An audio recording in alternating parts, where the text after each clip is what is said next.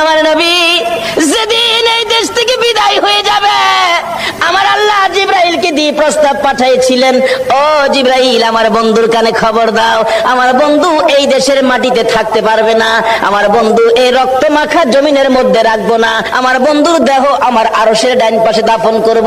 জিব্রাইল খবর নিয়ে ডাকতেছেন, হুজুর আল্লাহর সালাম গ্রহণ করুন। আমি জিব্রাইলের সালাম গ্রহণ করুন।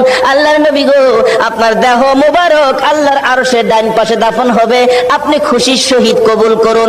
আমার নবী কোনো কথা কয় না, দুইটা চোখের পানি ঝরঝর করে ছাড়তেছে।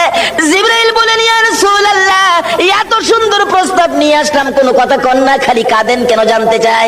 আমার নবী বলেন, জিবরাইল রে, তোমার জন্য খুশির খবর হতে পারে, আমি খুশি হতে পারলাম না, কেন পারলেন না? রে জিবরাইল, আমার দাফন আল্লাহর আরশের ডান পাশে হবে, আমি জানতে চাই আমার গুনাহগার উম্মতের দাফন কই হবে রে? জিবরাইল বলেন, আপনার উম্মতের দাফন এই জমিনের মধ্যে হবে। আমার নবীর কান্না আরো বেড়ে গেছে।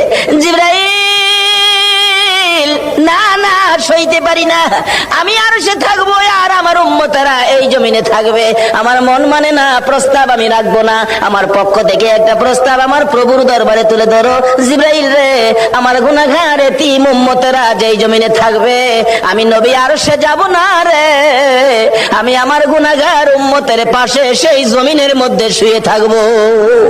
আরে দয়ালো নবী, প্রেমের ছবি আর আসবে না জগতে, আমার দয়ালো নবী, প্রেমের ছবি আর আসবে না।